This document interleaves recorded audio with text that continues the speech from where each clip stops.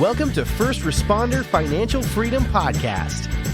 We talk to first responders all over the nation who are investing and working on businesses outside their first responder jobs. Our goal is to motivate and educate each other and help provide a better financial understanding for a better future. Now here are your hosts, Mike Webb, Tyler Thrush, and Aaron Foster.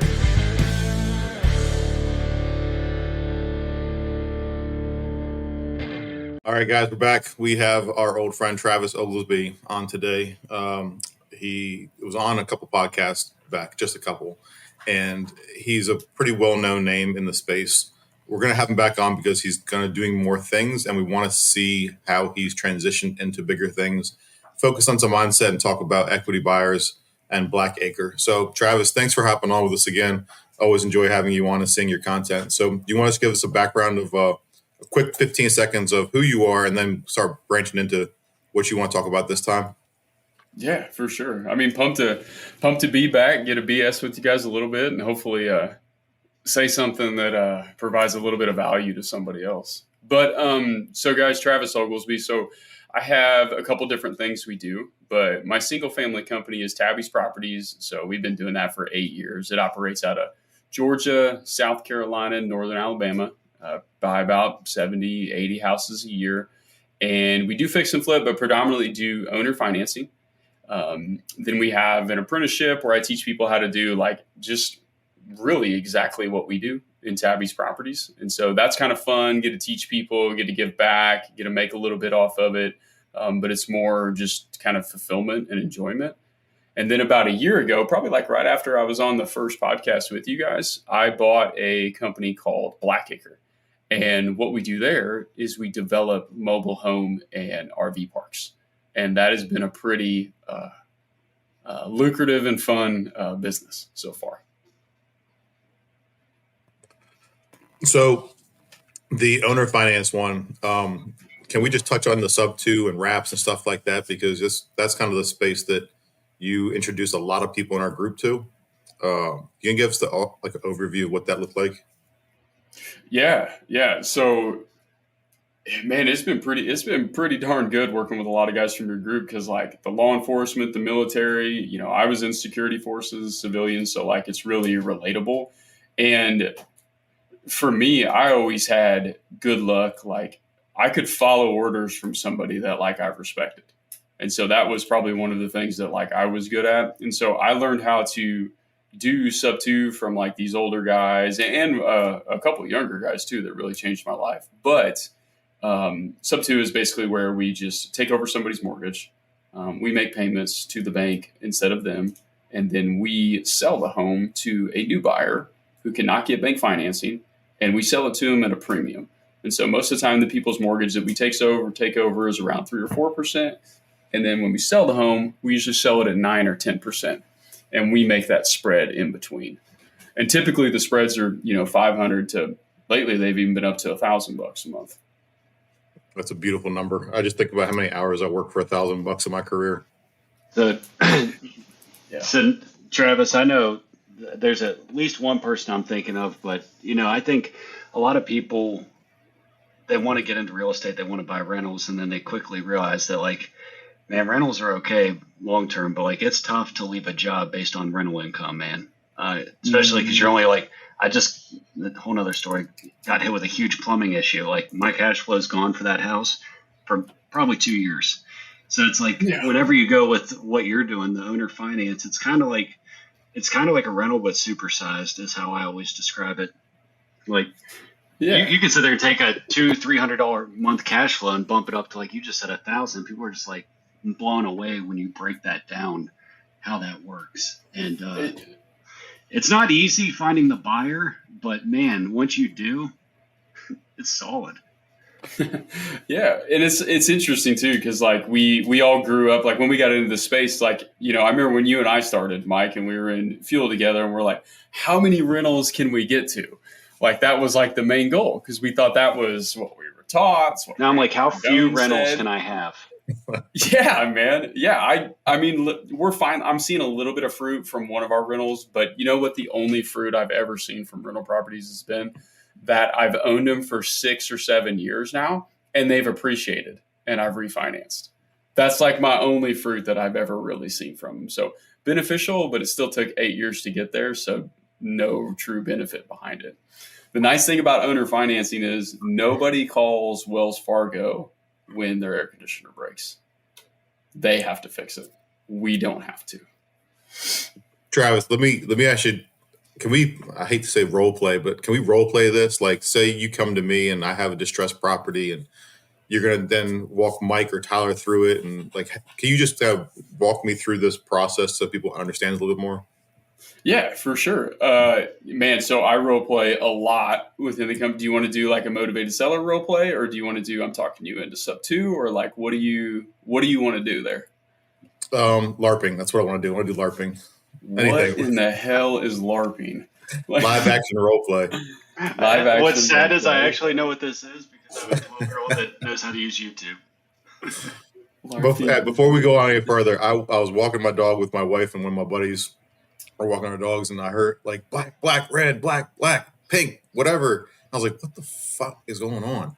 And I come across like over this hill and like a sea of people dressed as like ancient knights and warriors and blah, blah, blah, beating the ever living daylights out of each other with Nerf swords and Nerf archery, like Nerf.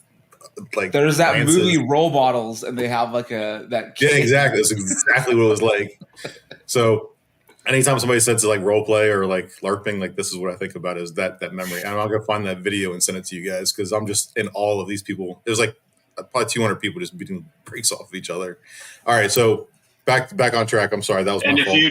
If you tune this out now, we totally understand. Yeah. All right, so back to true education. So all right, so say it's me. Say I've got a distressed property or however you find it. I don't know what you use for your sourcing.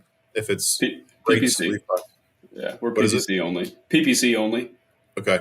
So I go on pay-per-click, if people don't know who that is.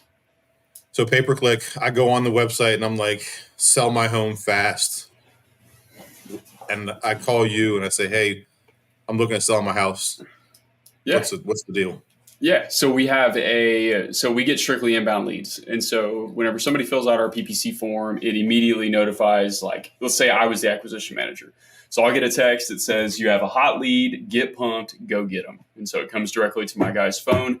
They then have 5 minutes to research the property and reach out to the seller. So they've got 5 minutes of a point of contact, and it's all tracked through like our Go High Level system. So there's no hiding here if they don't get it right. And so the first thing that happens whenever they call them within 5 minutes is we do what's called a triage call. And it's where we actually walk people through, like we're trying to qualify them to see if they get the opportunity to get our money. And so if you guys are first responders, so you know what triage means. And so if you think about it from a standpoint of war, like you've got a ton of frontline battle going on, you've got guys catching bullets everywhere, and you've got a hospital that's just continuously getting these people coming in wounded. Well, you've got 100 guys shot in the heart and you've got 100 guys shot in the leg. You're going to have to treat the guys shot in the leg because the guys shot in the heart aren't going to make it because you only have so much staff that can get to it. And so for us, we only have so many hours in the day. We only have so many acquisition managers. We only have so much capital that we can deploy. And so what we do when that lead comes in is we walk them through a triage script. And it's very simple. We simply call them and say, hey, my name's Travis. I got your web form sitting here on my desk about your interest in selling a property. And they'll usually say yes. And we say, if you have a moment, just tell us a little bit about the property and kind of what you got going on with it. That tends to open it up for all forms of motivation. They either talk for 10 minutes or they talk for 1 minute. And then we take them to the next question, which is, hey, tell me about some repairs that the home may need, that a buyer may want, or an appraiser may require. Everything we do within our call is setting things up for the perfect presentation. We've got like multiple other checkpoints, multiple other scripting. We ask them, what's the approximate balance on the mortgage? They typically give it to us. If they don't, we simply say, no worries, we can find that online. And is the mortgage up to date or is it a little bit behind? For some reason, people have no problem telling you that their mortgage is a little bit behind, but they will not tell you that it's just behind. And so we've got a bunch of little things that we kind of insinuate throughout the triage call that we get every piece of information that we need to see if we want to give them the opportunity to sell us a house. That's step one. So you call me and I say, hey, I'm looking to sell my house. You say, what's wrong with the house? I say, okay, it needs a new roof. The gutters are hanging off. Landscape needs to be touched up. I've got a couple plumbing issues, got a couple leaks. And you're documenting all these items. And you ask me what my mortgage is. I say, okay, well, I bought it about, I don't know, like 5-10 years ago. I think I owe right around $205,000. So immediately off the break, you have 5 or 10 years of equity built into the deal, right? Mm-hmm. Yep. Okay. And then what? Like now I'm sitting here and I'm like, okay, what's next? What do you want from me, Travis? Cool. So it also will tell you sometimes if the property is free and clear as well. So it tees them up for a some now, some later deal. And then let me just I'll pull up my triage. I wonder if I can share this with you guys. I could just show this to you. Speaking of triage, we had 7 people shot in DC. Shot, and then 6 killed on Saturday night. And I was like, I'd hate to be like, at what point do you just call mass casualty? Because like you're going to run out of ambulances and medic units. It's just like, what's wrong with these people? So I'm just coming off of work. I didn't do shit, but I just came off of work, so I'm thinking about work still. So all right, so go back to the mortgage piece. My next question will be, so let's walk this all the way through. So hey, Aaron, so when are you hoping to sell the house? As soon as possible. Okay. So my purchase sale agreement defaults to 30 days. So if I could close by April 19th, would that work for you or before? If you can do before, that would be appreciative. I'm trying to get out of this house and into the next phase of my life. Cool. So we'll put April 19th or before on there. We'll try to close as soon as title clears. Does that sound fair? It sounds fair. Perfect. What is title? What do they got to do? They're just going to make sure the home's free and clear of any liens. So I don't know if you got a bunch of medical liens on it or whatnot, but if you do, they'll find them and we'll help you solve them. So what kind of what's a lien? Is that like I owe somebody money? Yeah. Could be you haven't paid your credit card bill in 67 months, or you have a medical lien that was never paid, maybe a mechanical lien that you owe a contractor some money on. Could be a multitude of things. Most people don't have them, so it's usually not anything to worry about. So the HOA, they've been hounding me about paying them. Like, do I got to worry about that? Positive that they've put a lien on your property. Yes. And I haven't paid taxes in 3 years. Does that matter to you? For sure. It's going to be a nice, fun tax lien for you. But all of that we'll find out after we've came to an agreement on price. We'll identify all the liens and we'll help you walk through them. So I had a guy work on my property not too long ago, I guess by 6 months. And I didn't finish paying him and he's coming after me in the courts. Like, can you guys cover that cost as well? We can take a look at it. I don't know how much it is, but that'd be called a mechanical lien. And again, that's something that we will find out after we've got an agreed upon price to buy the home. Okay, so lots of liens. Okay, cool. Yeah. And you can still close by April 19th. We can. We might be able to.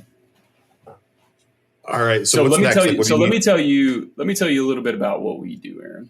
So I buy property just like this all the time, and when I buy the property, I pay for all the closing costs, the termite inspection, roof certification, dock fees. That list goes on and on. And when I buy the house, I buy it in as-is condition, and that means 2 things. So first, there's no warranties that you give me on the property, and second, I take care of all the repairs. So I can pay cash when I buy it, so there's no risk of a bank saying no, and I can close on the date of your choice. So knowing how I'm going to buy the house, what are you needing to walk away with at closing? This is after we take care of the mortgage, repair costs, everything has been considered. This is your check at closing. So this is when you give me the offer, or this is when you say, let's do subject to or a wrap, or... You know what's unique? We never even make offers on properties. No. You'll never hear me make an offer to anybody. They tell them we have just a unique way, see how you're going to give me a number now. And if you told me, hey, I don't know, you tell me, I'll be like, well, I don't really know. I haven't looked anything up on the property. We typically try to find out what you want, and then I go do my due diligence on it, not the other way around. And you're also... And if they just continue to resist, we just walk away from it. Yeah, I was going to say too. Go ahead, You're also Tyler. doing something that's good, and that a lot of people may overlook is you're not saying what do you want me to pay you for the house, because then you're talking about value, which will cause a lot more resistance. You're saying what do you need as far as something to walk away with, which they should know and they've already calculated in their head. So you're getting to the root of the matter without asking them what they think their house is worth and what they think that you are going to buy their house for, if that makes sense. And I think And if you make huge. offers, yeah, dude, thank you. If you make offers, you're just going to get shopped. So we don't ever make an offer within it because they're always going to come back and try to ask us to make a number. We're always going to get last look at it because I never told them a number to begin with. And I just speak in such generalities. And this whole triage thing, man, it sets up for that perfect presentation. It's called the perfect presentation perfectly because everything is set up so well. And like, I'm just knocking down every barrier. He's like, I got this lien, I got this lien, I got this lien. It's like, cool. We'll identify all of that after the fact, if we've agreed on the price. And so because then I have my buy-in.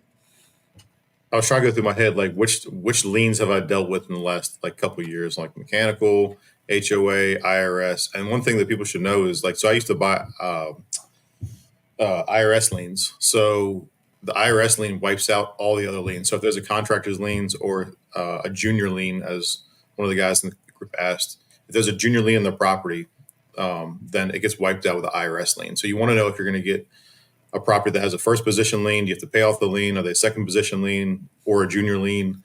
So these are all things that you should kind of educate yourself on, or just have a conversation with somebody like Travis or Mike or Tyler about to know like what obstacles do I face if there are liens on our property.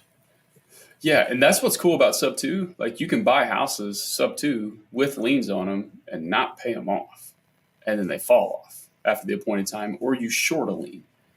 And if people aren't familiar with shorting a lien is, it's like if somebody shorted a stock. So if the lien had been in place, if mechanical lien had been in place for 7 years and they never made $1 off of it and it was for 10 grand, we call them and we usually offer 10% of whatever the lien is. So if you got a $100,000 lien, we offer 10 grand for the lien. If you've got a $10,000 lien, we offer $1,000. If it's $500 lien, we offer $50.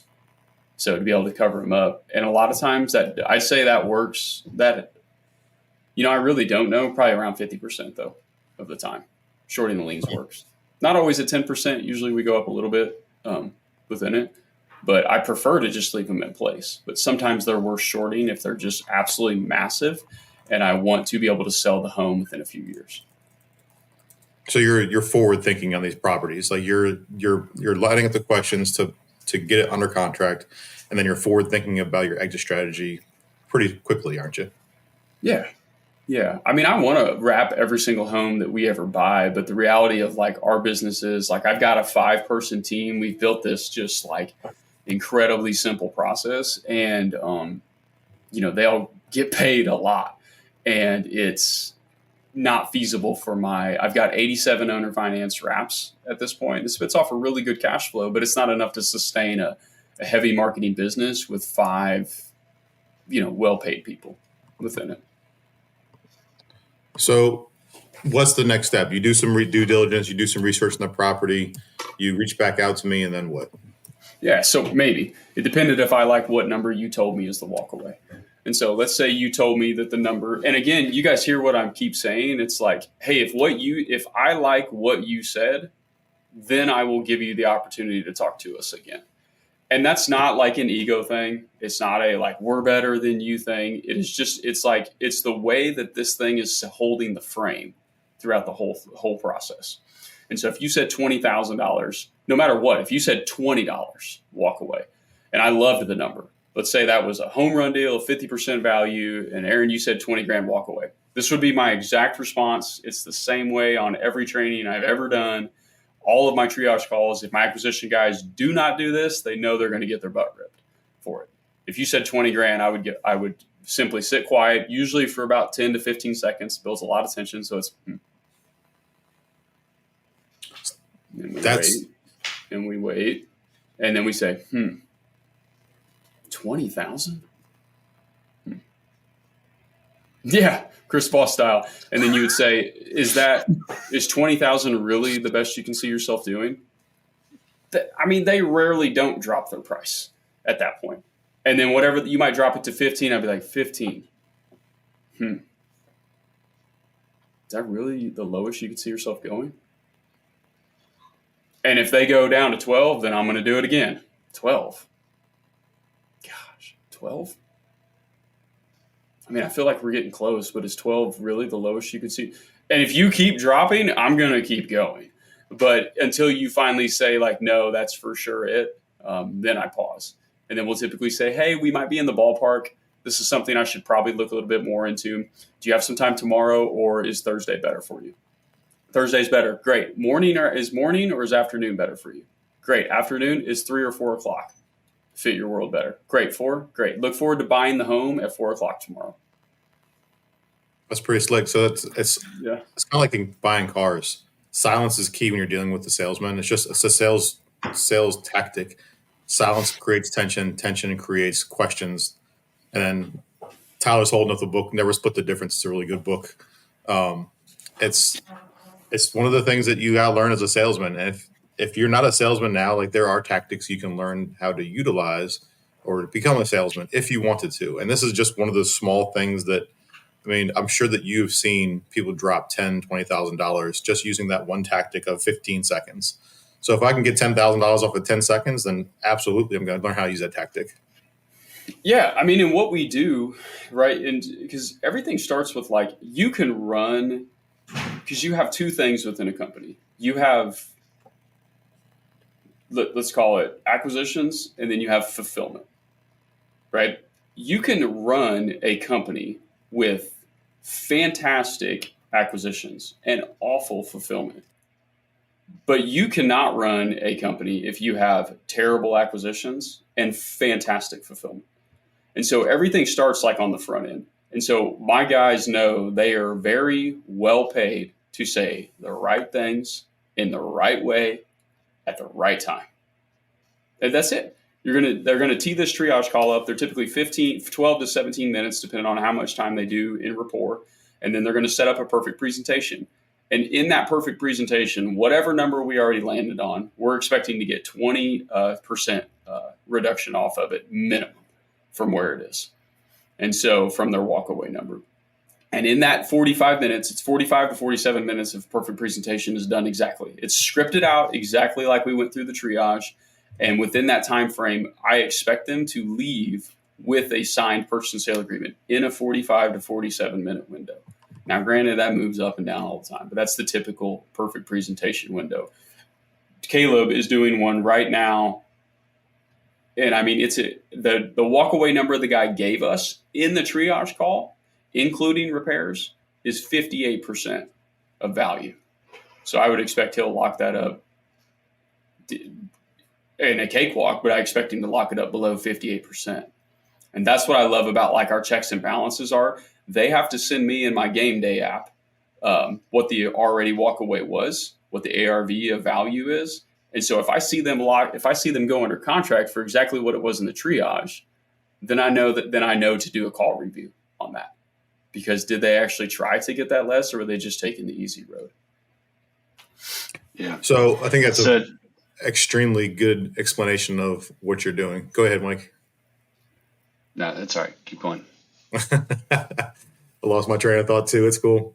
So I think I don't want to beat a dead horse because we're 23 minutes in explaining kind of how this is set up and negotiated and broken down and what's next. So let's talk about what's next for you, because I want to spend some time going over the equity buyers, the Black Acre, and what you have going on now, and some mindset shifts and what's changed over the last couple of years.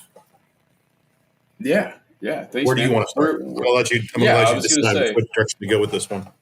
Well, let's round it off so it kind of like makes sense there about equity buyers, and we don't ever have to come back to it. And so I was taught through like an apprenticeship, so I had to go in, work under a guy. He taught us how to do it. And so I have an apprenticeship where I teach people how to do every single thing that I just like laid out in just much more detail.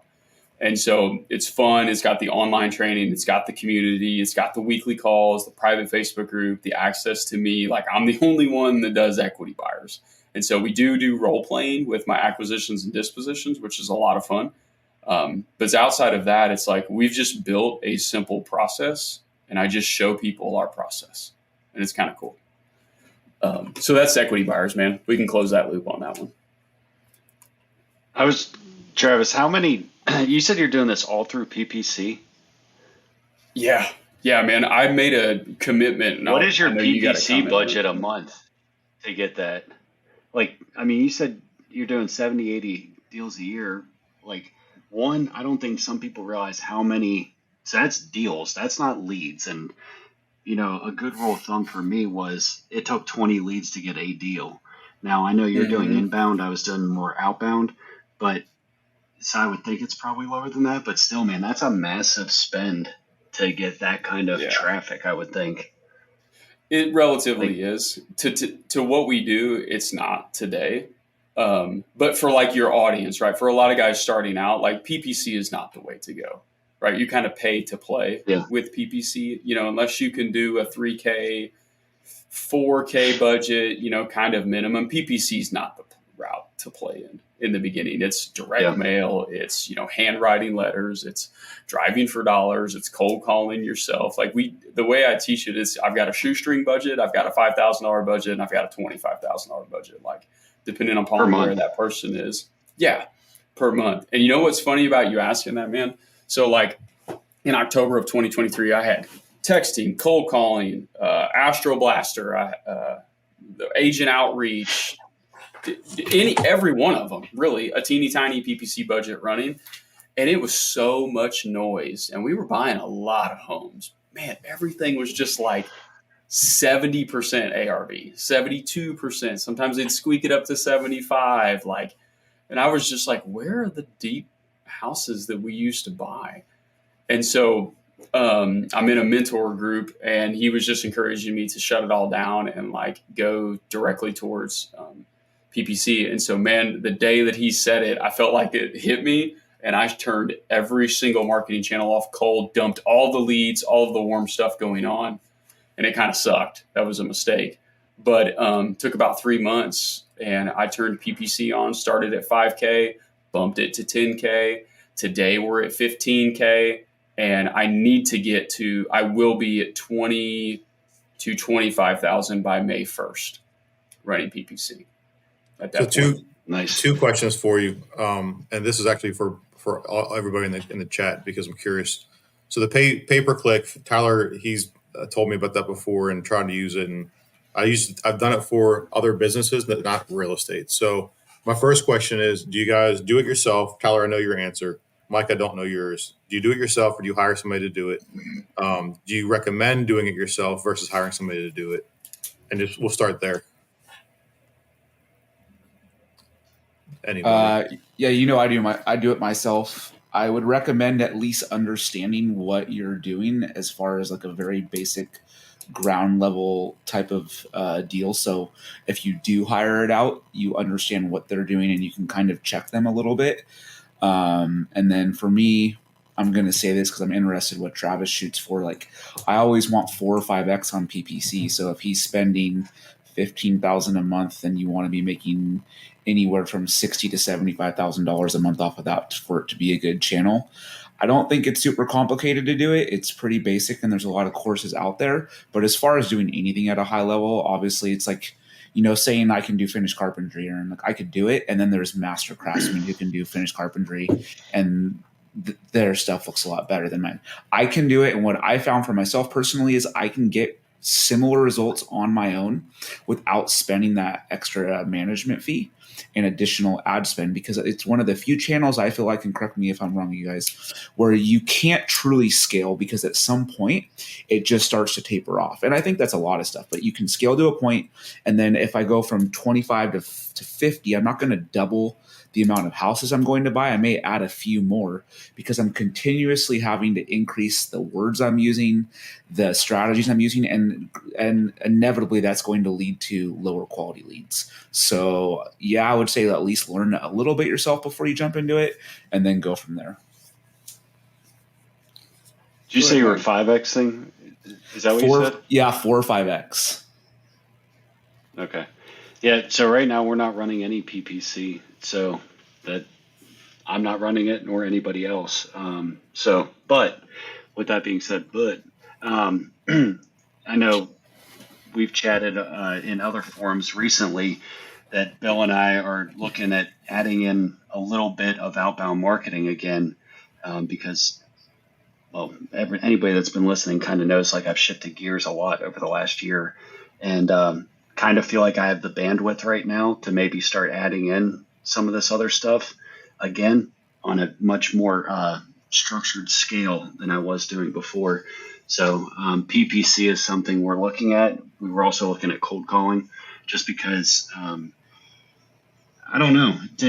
My thought was actually a little bit different than what you just said, Travis. Was there's no like one magic place to get deals. If there was, that's where everybody would go. I kind of think pick direct mail, pick PPC, pick a avenue and just go hard in it. Don't just have like one toe in the water with all of them, because then you kind of get, like you said, you have a lot of noise. You have this subscription, you have that app, you have this platform, where here it's like, are you probably missing some deals? Probably, but you know what? It sounds like you're knocking down enough of them to make it all work. So, and just the simplicity and peace of mind of like, yeah, it's 20 grand a month, but they're contacting me. And in my experience, those are much better leads than me sending out a bunch of direct mail and people calling in just looking to kick the tires. If they filled out the web form and found you, they've done some of the like legwork, and the real poor applicants have typically eliminated themselves before you even talk to them. So yeah, man. I mean, these are. I don't think that really answered the question, other than I'm not doing it right now. Yeah. Well, and like what we described too is not what we described too. Took me 7.5 years to even get to the point. And so it's almost not relevant unless somebody's a decade in with a heavy marketing budget, a team running it, you know, and like we have to perform to survive now, which I love. Like I love the, like, I've got to get up, got to kill it. Like this is the only way that we make it. And so, and that's exciting. But like to go back to the PPC side of things, so we look at everything like equity purchased. And so when you talk about, like typically any home we buy is a minimum of $50K equity purchased, whether that's we're going to retail it and make 50, whether we're going to owner finance it and create a $50,000 wrap. And so, you know, there's two methods of accounting, right? You got cost accounting and whatever the other type of accounting is. It's where you realize the income, and the other one's where it's future income. Cash basis. Right. And so cash basis. So this is getting a little bit too far into it, but this is how we look at it. And so for me, my cost of returns, so I do not do my own PPC. I hire it out. I have two PPC managers running against each other. So one runs 10,000, the other one runs 5,000. So the other $5,000 guy, the new one, as long as he performs, he'll be at 10 as well. We run them as checks and balances, where if one guy sucks, the other one maybe performs, but also it tells me like which way to lean more, because I'm not just going to stop at a $20,000 budget, then we're going to go to 25. And then we'll go to 30. And like, because we do the full state of Georgia, Northern Alabama, and the upstate of South Carolina. So I can spend the money there to be able to do that. And you know what's ironic about, like, I want to keep the marketing budgets low and this and different types of thought. And so I truthfully believe that it's much safer to spend a lot more money in marketing every month than just to spend a little bit. And let me tell you what I mean by that.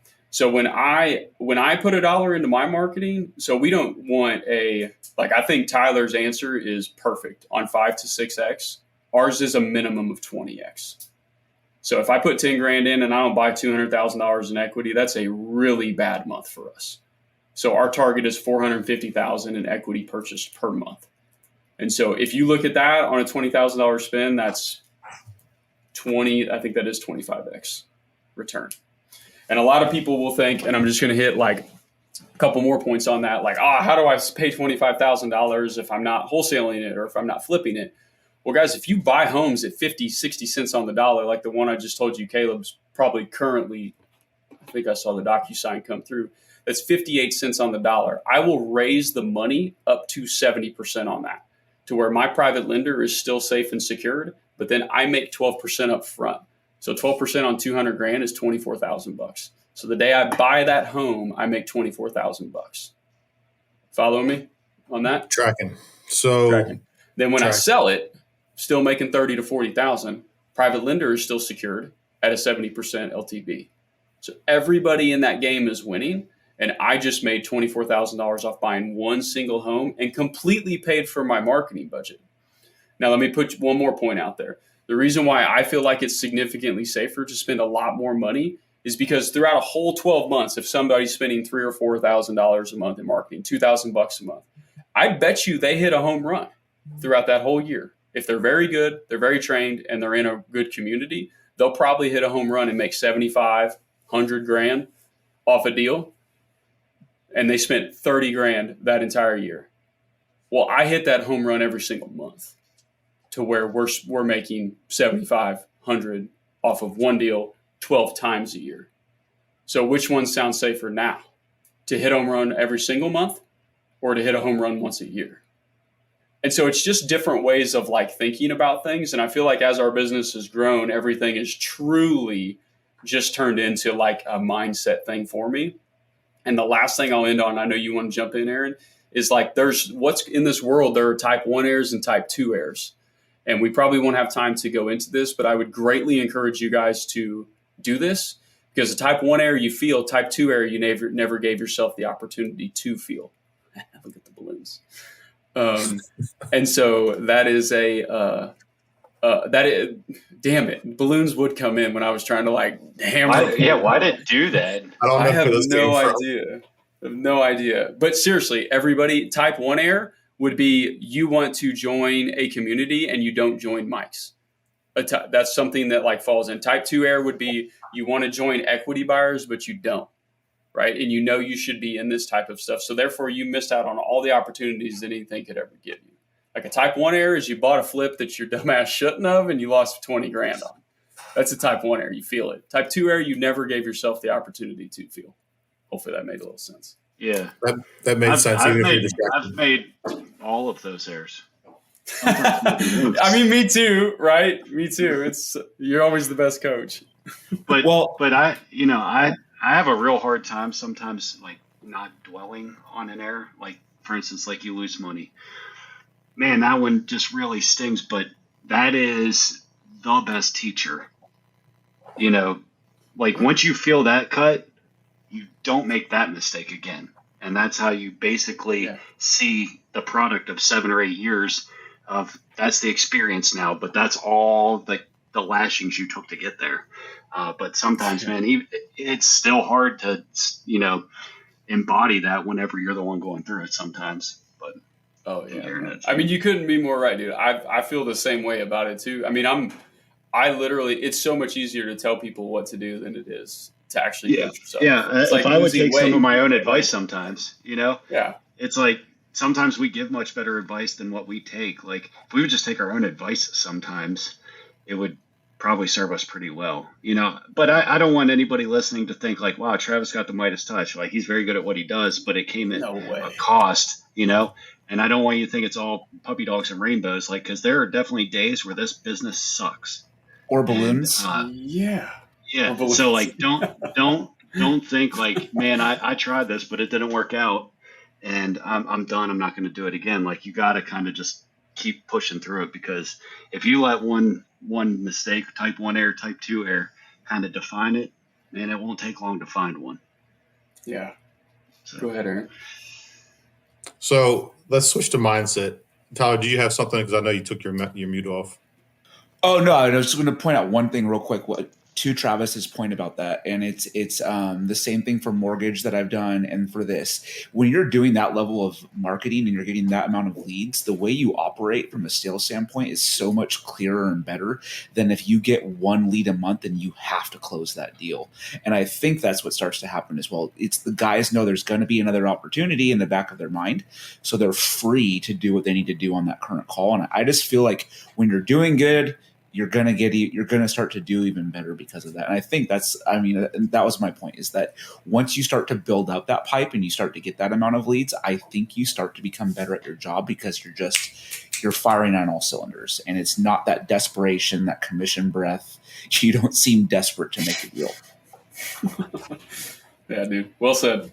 So when you said you hired a coach, right? And so I look at Travis and I think Travis is the coach. Like, why does Travis need a coach? So before I jump into that, bandwidth and capacity are something I always hammer home. And when Tyler and I talked about me joining different groups, he's like, well, what do you want to do? And I was like, I'm comfortable doing 1 to 5 houses a year by myself, because I know that I'm going to get something where I'm making at least, in net value or net worth, I'll add another $50,000 to $100,000 on every project, blah, blah, blah, blah, blah. So for me, like, I don't want to go past my bandwidth and capacity. So for you, it sounded like you were exceeding that with all of your different avenues when he told you to turn off all of your marketing and focus on PPC. So do you have a bandwidth capacity? Are you more attentive to it now? And why did you hire a coach to kind of lead you to a certain direction? Yeah. So I think, when it comes to coaches, so I try to hire a new coach every single year. Sometimes I do end up with the same one because I'm you get drawn to them, and you got the same. And again, like back to I enjoy following somebody that I respect. As far as bandwidth goes, let me try to think of how to iterate your question. Do you feel like you were stretched thin? I think my acquisition guy was, yes. I think he was stretched a little thin on trying to get back to so many different types of people. And what I love that we have built now is it's a very scalable business for me. And so if I run out of room I know when I run out of room from PPC, because the metrics are so simply defined. And so it's cost per conversion. That is a lead. How many leads does it take to get me a deal? Like, my average leads is about 2 contractors, about 12 leads.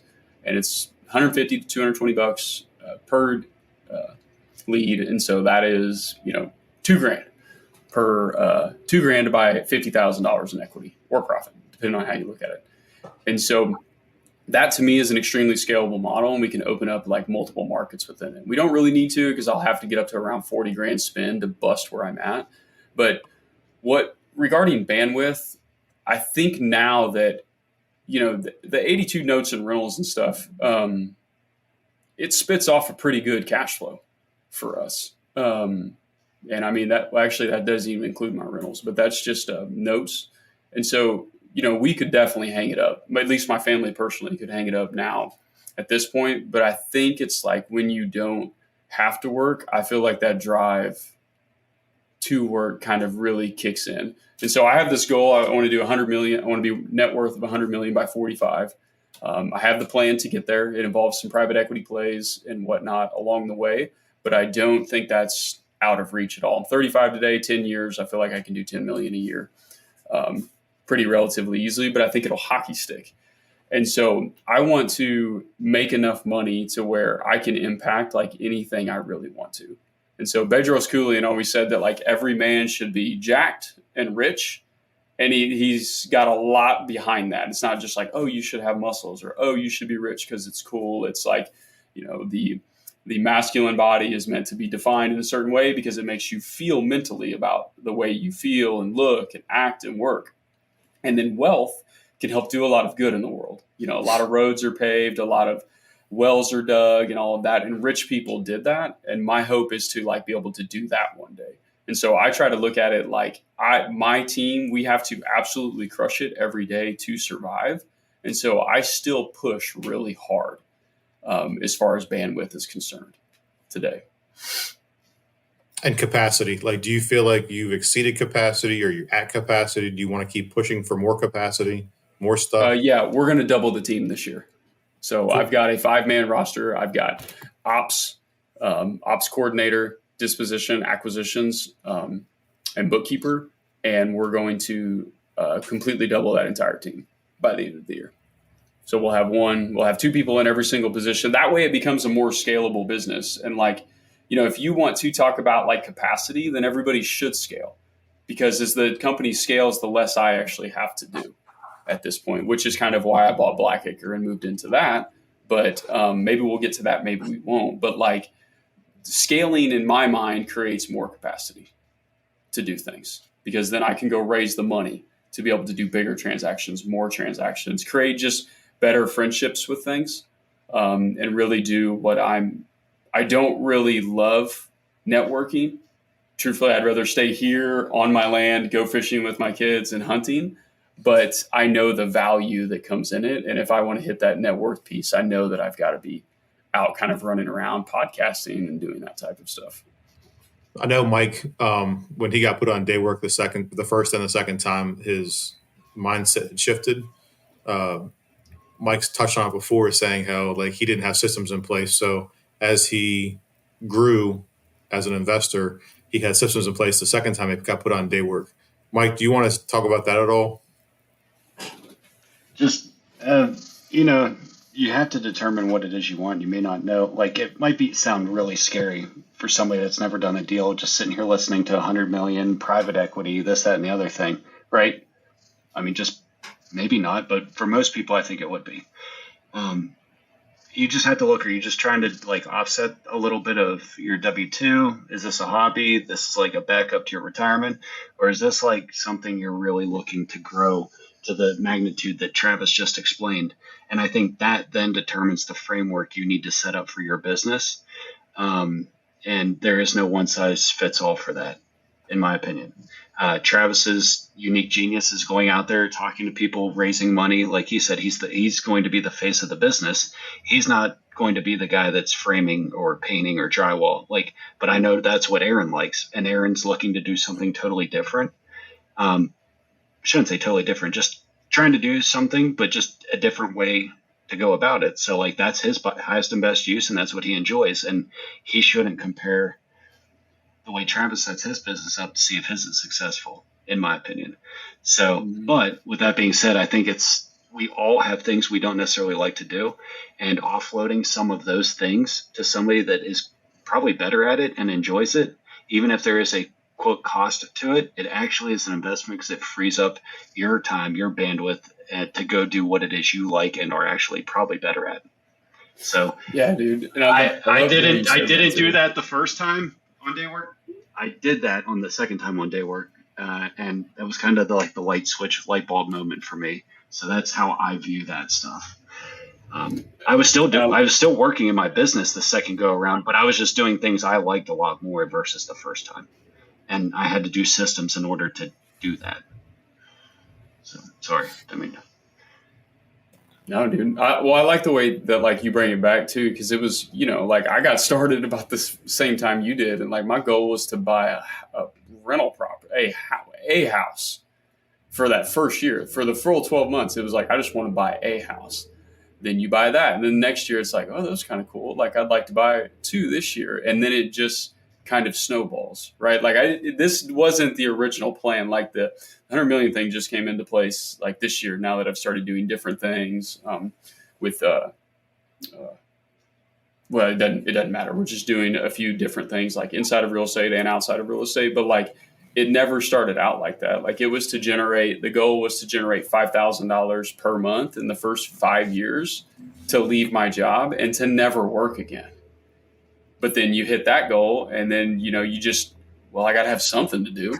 And so then you set the goal a little bit higher, and then you climb that mountain. You're like, well, the whole fun is climbing and trying to get there. If you knew you were going to get there, then you would have no, follow the Tony Robbins model, right? You have no pleasure if everything was easy, like none, even though we think that we might. You're just Sisyphus. Work like that. Yeah, it has to. So everything has to be an attainable goal too. Like you can't have. You have to be pushing. Yeah, and so your first goal might be to do your first deal, or to talk to somebody on the phone, like pick up that 200-pound phone and pitch them on being able to buy it, and so it's just it's all about where you're at, and like if I get on here next year, I guarantee you everything is so much different than what I just told you. I will be hopefully a better version of who I am today, Go ahead, Mike. I was just going to say, it's the first action might be you just posting in the group. Like maybe you're somebody that's been listening or just watching this from the sidelines in the Facebook page, just scrolling. Like take the first step and just throw your name out there. This is what I'm looking to do. You'd be surprised. And that's that first domino to get you to the next. And for some, that might be the biggest step forward they could take right now before they even get to buying the first house. I'm always a big proponent of what's the first next step. because it's very easy to sit there and look at 100 million, but it's like, all right, let's wind that back.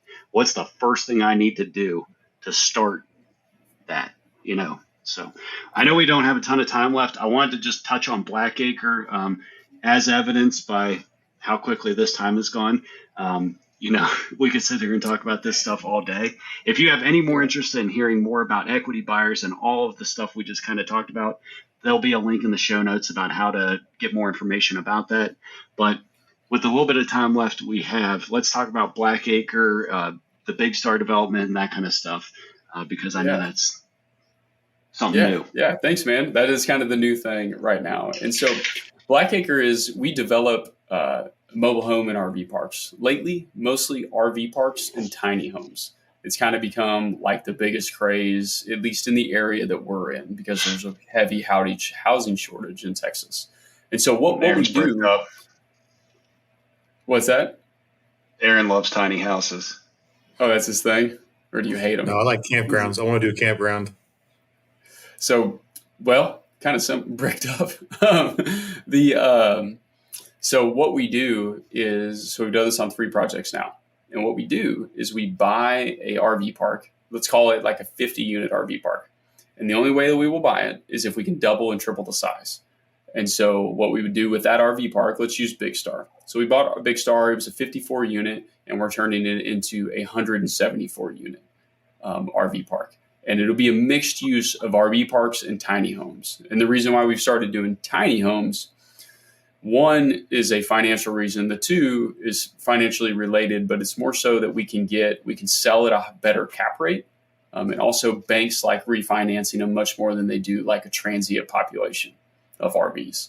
And so it's been really good for like our NOI numbers to be able to pump it up with set stable rents and also show the reoccurring revenue and residuals that can come from RVs. And so the reason why I went into this company though was, and I'm gonna tell you guys about a deal too, but the reason why I went into this company was, so I've been doing real estate. This will be my 8th year. And a lot of my private lenders, like I've, been borrowing money from people, one guy for 6 years now. And as I've been borrowing money from people, they've become wealthier and wealthier throughout the time, right? Because they've been making 10, 50, whatever % off me for years now. And they wanted to start putting larger sums in place. And it's not easy to place like $1 million in a flipping company. That's like paperwork on this house and that house and this house and that house and this house and that house. And they want to move it in blocks. And it's just like, man, I can't block you $2 million at a time. And some also wanted equity within it. And I'm not really going to do equity within Tabby's at this point. Like we don't need equity partnerships at this point in Tabby's. And so within Blackacre, what we started to offer is equity positions within companies. And a company is a park. So the park itself is its own entity and company. And so what we've started doing now is I'm raising the money. So I'm the fund manager for the entire organization. So I manage all of the finances, all of the funding. I have the title of fund manager, and it comes with some specific requirements behind it. But what I've been able to do now is putting my guys who have been working with me for years into equity.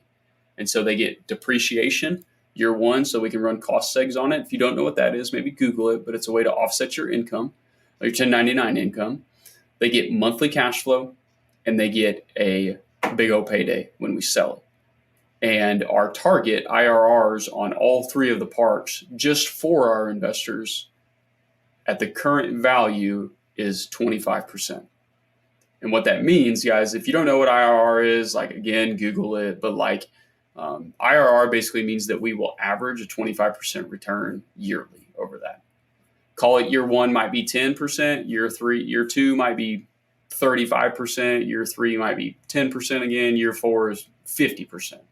So it's basically just an average, just 25% a year on your money. And that's really tough to find like in the marketplace. Anywhere. Earning 25%. IRR it stands for internal rate of return. So there's a couple of guys I know who are doing syndications who do the same thing, and they have projections out there of what's my rate of return going to be year 1, year 2, year 10. And it's a good way to plan out your project and sell yourself as like, this is a good deal to invest in. I like the equity position. Like I'm a sucker for equity positions because once I give you money and you use my money and I get my money back on it, then I have an equity position on the back end and I make money for the rest of my life, virtually until you sell it or refinance out.